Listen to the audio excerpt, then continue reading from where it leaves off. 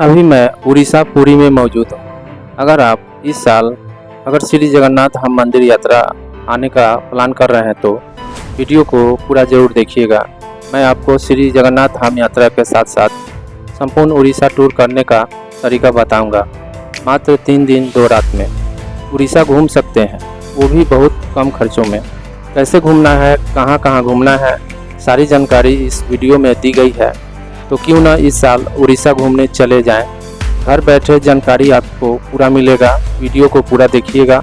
Channel पर नए हैं तो चैनल को सब्सक्राइब जरूर करें, साथ में बेल आइकन दबाने के बाद ऑल बटन पर क्लिक जरूर करें। ऐसा करने से हमारे लेटेस्ट वीडियो टूर से जुड़ी आप तक आसानी से पहुंच जाएंगे। तो चलिए उड़ीसा चलते हैं। मैं आपको उड़ीसा टूर में प्रसिद्ध जगहों पे घुमाऊंगा। अगर ये आप इन प्रसिद्ध जगहों पे घूम ली तो समझो आपको टूर हो जाएगा, जिसमें जगन्नाथ धाम मंदिर, गोल्डन बीच, चंद्रभागा समुद्र तट, कोणार्क सूर्य मंदिर, उदयगिरी, खंडगिरी, खंडहर, भुवनेश्वर लिंगराज मंदिर और कुछ तट प्रसिद्ध जगहों घूम ली तो समझो आप कह सकते हैं कि आपने उड़ीसा टूर कर ली। कैसे होगा, वीडियो को पूरा देखिएगा। सबसे पहले मैं आपको ये बता देता हूँ कि आप यहाँ कैसे पहुँच सकते हैं। उड़ीसा तो एक बहुत बड़ा राज्य है, लेकिन उड़ीसा में आपको कहाँ पहुँचना है, जहाँ से यात्रा को मात्र 3 दिन 2 रात में कर सकते हैं। जैसे अगर आप बाई फ्लाइट आना चाहते हैं तो आप भुवनेश्वर तक आ सकते हैं, क्योंकि भुवनेश्वर एयरपोर्ट पूरे देश से अच्छे से जुड़ा हुआ है। पटना, दिल्ली, मुंबई, चेन्नई, कोलकाता से डायरेक्ट फ्लाइट है भुवनेश्वर तक। पटना से 4000 तक फ्लाइट और ट्रेन से 7 से 1700 तक टिकट प्राइस रहता है। दिल्ली से 5 से 6000 रुपये तक टिकट प्राइस रहता है, लेकिन आपको भुवनेश्वर रुकने की ज़रूरत नहीं है। एक और जगह है जहां आकर आप रुकेंगे तो आपका टूर बहुत शानदार हो जाएगा। वहां से आप सभी जगहों पर घूमने जा सकते हैं। वो है पुरी, जहां जगन्नाथ धाम मंदिर मौजूद है। तो आप पुरी पहुंच जाइए, सबसे बेस्ट रहेगा। अगर आप फ्लाइट से आते हैं तो भुवनेश्वर से पुरी की दूरी लगभग 60 किलोमीटर है। कैब वाले 2500 से 3000 लेते हैं। बस में मात्र 100 रुपये खर्च करके आप पहुंच सकते हैं जगन्नाथ धाम पुरी पहुंच जाएंगे। शेयर टैक्सी से आते हैं तो 120 से 150 आपके खर्च होंगे। बाई ट्रेन आना चाहते हैं तो डायरेक्ट पुरी तक आ सकते हैं, क्योंकि वहां पर रेलवे स्टेशन मौजूद है। देश के बड़े बड़े शहरों से डायरेक्ट ट्रेन आती है पुरी तक। पटना से बात करें तो 470 से लेकर 1870 तक according to comfort. By road आना चाहते हैं तो पुरी तक आ सकते हैं। उन्हीं के लिए बेस्ट होता है जो पुरी या भुवनेश्वर के आसपास कटक या उड़ीसा के किसी सिटी से आ सकते हैं। अगर आप पटना से या दिल्ली, मुंबई से है तो बाई रोड आपके लिए बेस्ट नहीं होगा, क्योंकि ये सब बातें होती है पहुंचने की। उड़ीसा में आप पुरी तक पहुंच जाइए, फिर आपका टूर बहुत आसान हो जाएगा।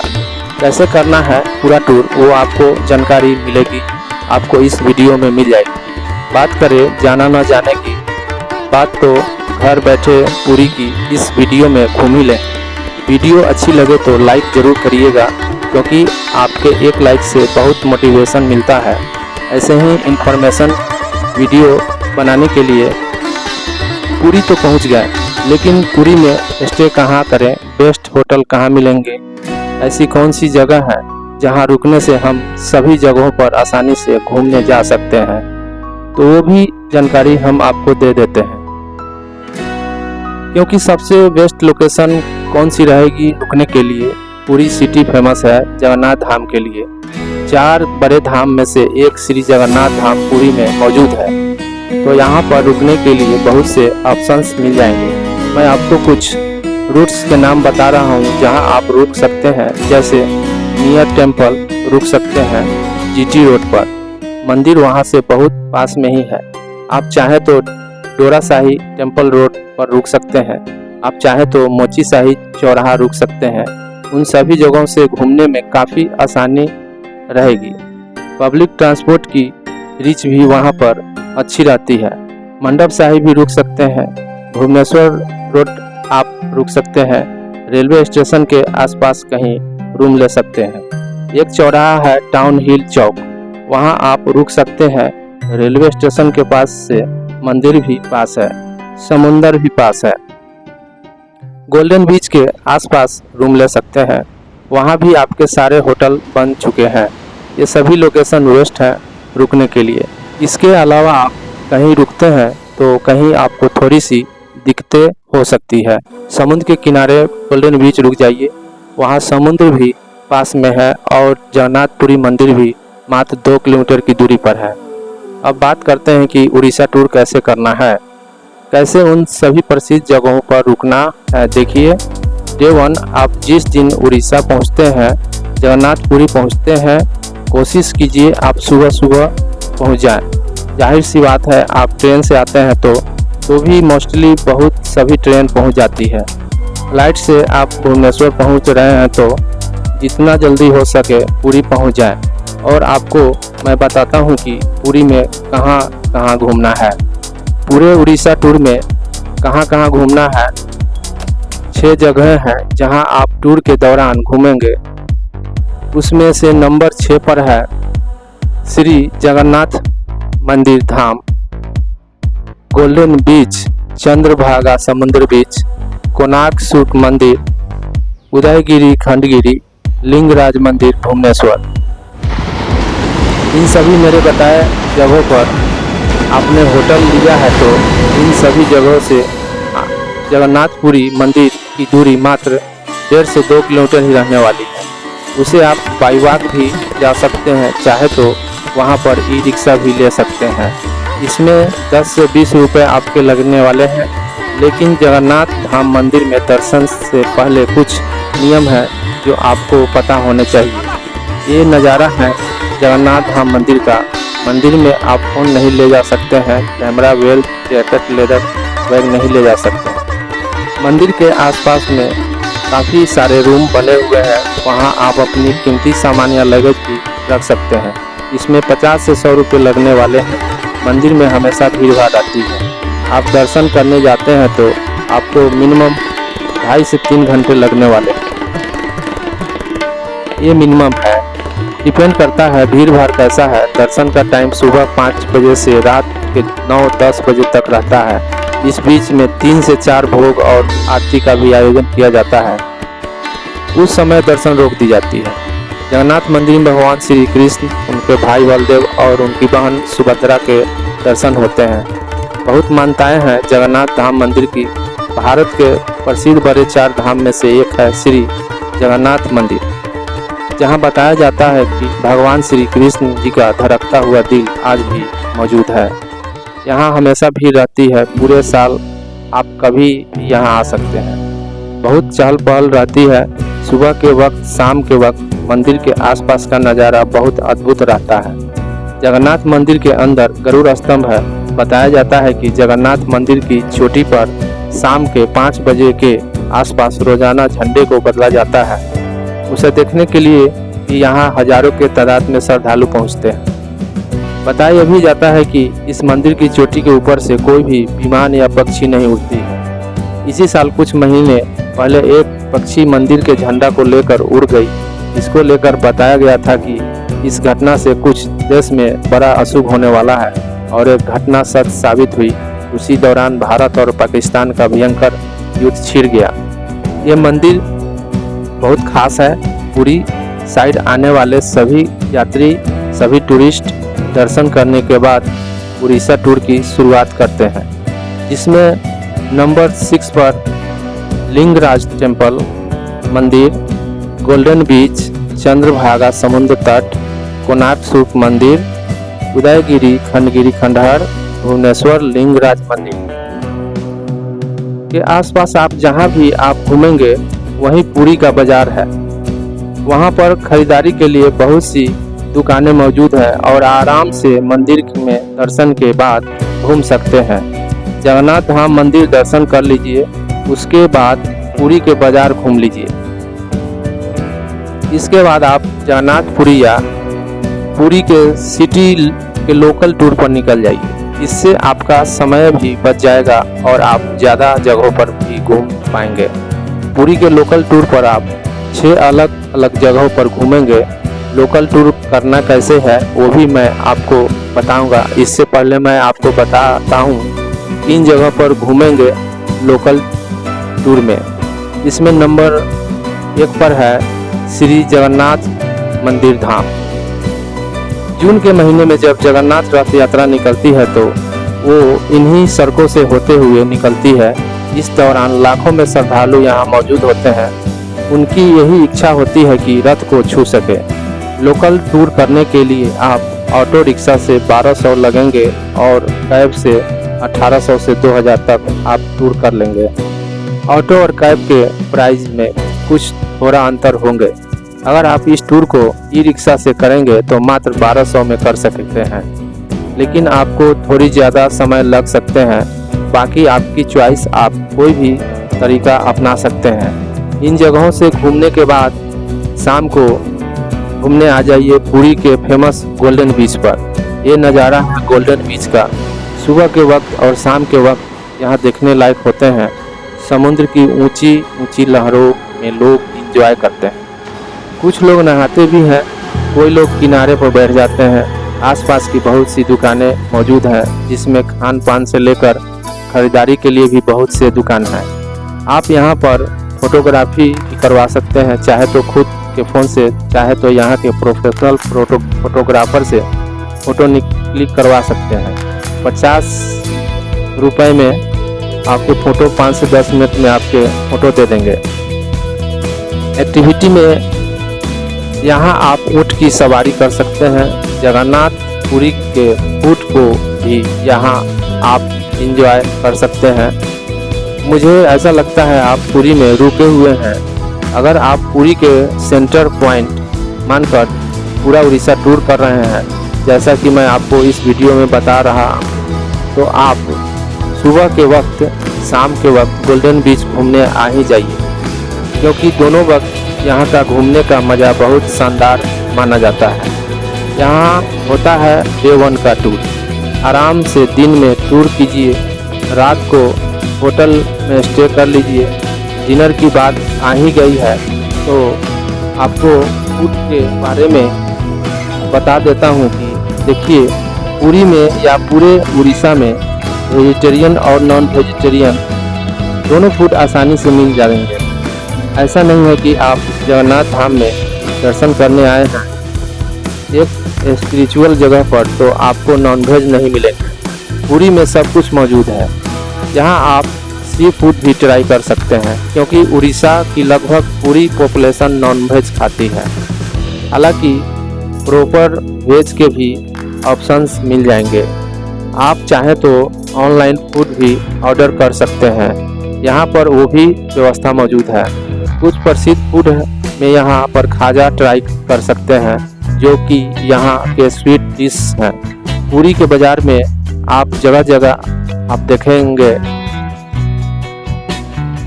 काफ़ी ठीक ठाक लगती है। यहाँ पर शाम के नाश्ते भी मिल जाएंगे, बड़ा पकौड़ा, इडली वगैरह वगैरह। अगर नारियल पानी पीना है तो उड़ीसा में नारियल पानी यहाँ 40 से 50 रुपये में मिल जाएंगे। जो नारियल पानी पटना में 80 रुपये में मिलते हैं, यहाँ हर जगह ट्राई कर सकते हैं। यह हुआ डे 1 का टूर। डे 2 का टूर आप पुरी से भुवनेश्वर के लिए निकल जाइए। पुरी से बहुत सारे भुवनेश्वर जाने के साधन हैं, बस ट्रेन से भी जा सकते हैं। पुरी से आप बस से 100 रुपये में कोणार्क टेम्पल निकल जाइए। दूरी लगभग 55 किलोमीटर पर है। इसी रास्ते में समुद्र के किनारे सड़क मार्ग होते हुए चंद्रभाग बीच एक जगह है, वहाँ रुक जाइए। यहाँ से कोणार्क मंदिर 2 किलोमीटर है। इस बीच का भी आनंद अलग है। सड़क मार्ग और समुद्र एकदम साथ साथ है।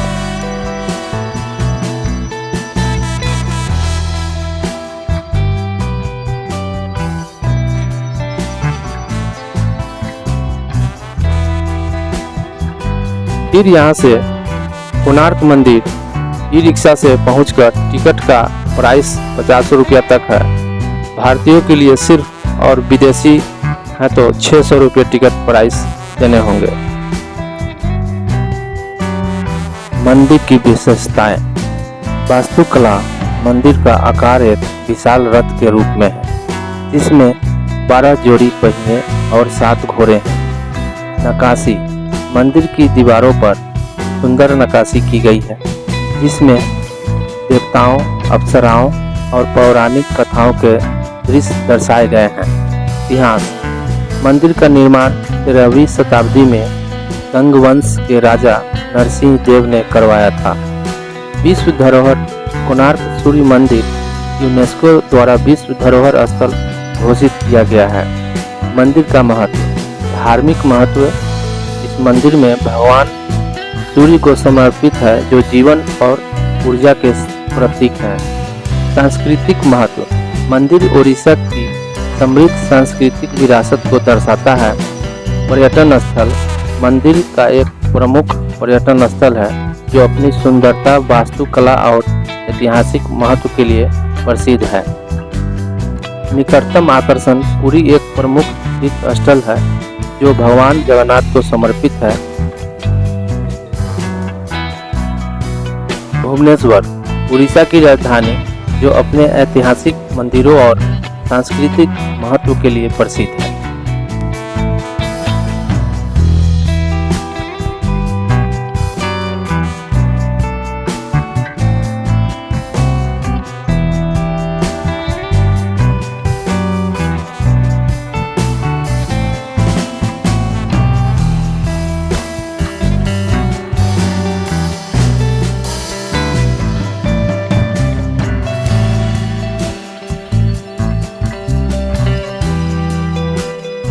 यहाँ संध्या में लाइटिंग साउंड का भी शो देखने को मिल सकता है।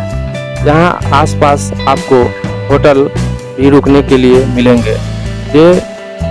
ये डे 2 का टूर हो गया।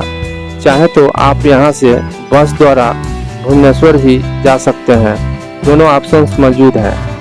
कोणार्क टेम्पल से भुवनेश्वर की दूरी लगभग 70 किलोमीटर है। आप 100 रुपये भाड़ा में लगभग 2 घंटे समय में पहुंचकर रात्रि स्टे कर सकते हैं। बस स्टैंड के पास में ही भुवनेश्वर स्टेशन मौजूद है जहां पर आपको होटल ठहरने के लिए मिल जाएंगे। 900 से 1200 रुपये तक एसी नॉन एसी साथ में भोजन की आप अपने पसंद के ऑर्डर देकर लगभग 250 रुपये तक मिल जाएंगे। फिर रात्रि विश्राम कर सकते हैं। ये डे 2 का टूर कंप्लीट हुआ। डे 3 के लिए भुवनेश्वर से आप कैब करके 50 रुपये में खंडगिरी, उदयगिरी, खंडर घूमने चले जाइए। होटल से दूरी 9 किलोमीटर की होगी। समय 25 मिनट लगेंगे। आप आराम से सुबह आप निकल सकते हैं। यहाँ पर घूमने के क्रम में शहर भुवनेश्वर के एयरपोर्ट और सिटी के नज़ारे देखने को मिलेंगे जो मन को मोह लेता है। फिर यहाँ से आप लिंगराज मंदिर के लिए निकल जाएंगे। कैब द्वारा लगभग 25 रुपये में 20 मिनट की में दूरी 8.9 किलोमीटर पर स्थित है। बिल्कुल शहर ही।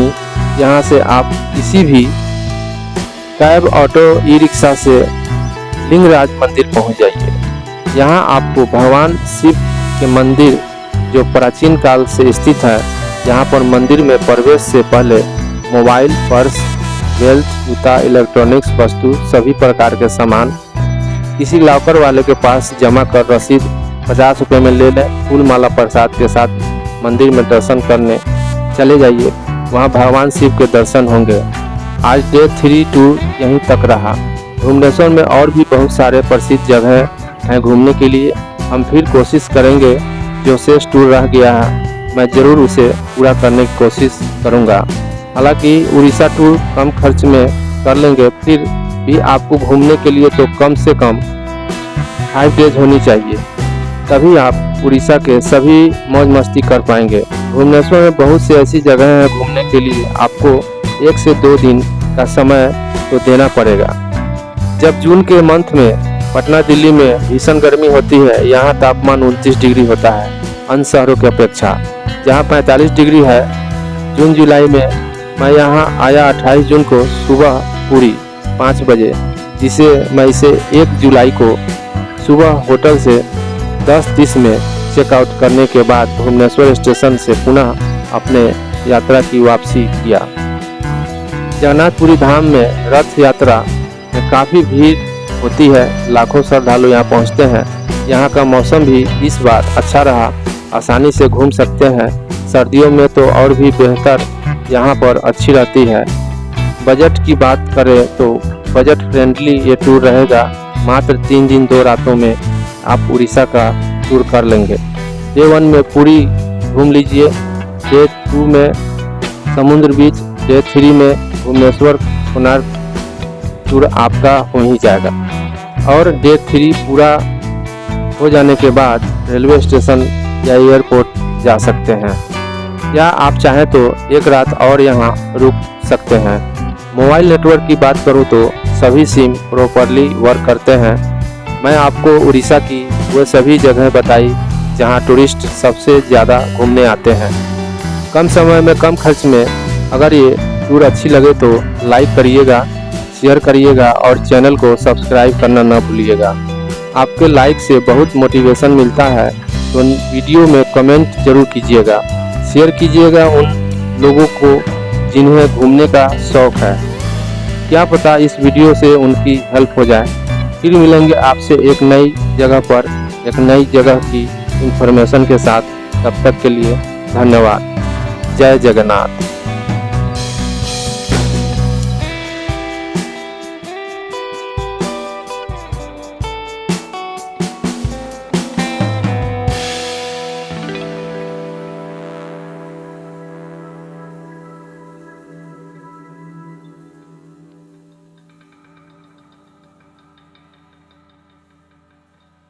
गाइज अभी मैं भुवनेश्वर से आज मैं कोलकाता के लिए इवनिंग तक पहुंच जाऊंगा और मेरा नेक्स्ट डे कल अपने पटना होम के लिए है। तो आप लोग मेरे इस वीडियो को ज़्यादा से ज़्यादा लाइक करेंगे और कमेंट करेंगे कैसा लगा और ये मेरा टूर ट्रेवल, और उसके बाद आप चैनल को ज़रूर सब्सक्राइब करेंगे, नहीं भूलेंगे। तो फिर मिलते हैं नेक्स्ट टूर पे, और आपको मैं फिर नए टूर के साथ मैं आपसे पुनः मिलता हूँ। तब तक के लिए इस भुवनेश्वर से मैं विदा लेता हूँ और ये मेरा टूर पूरा हुआ। तो थैंक यू, बाय बाय। ये सीट और ट्रेन का ये लुक है।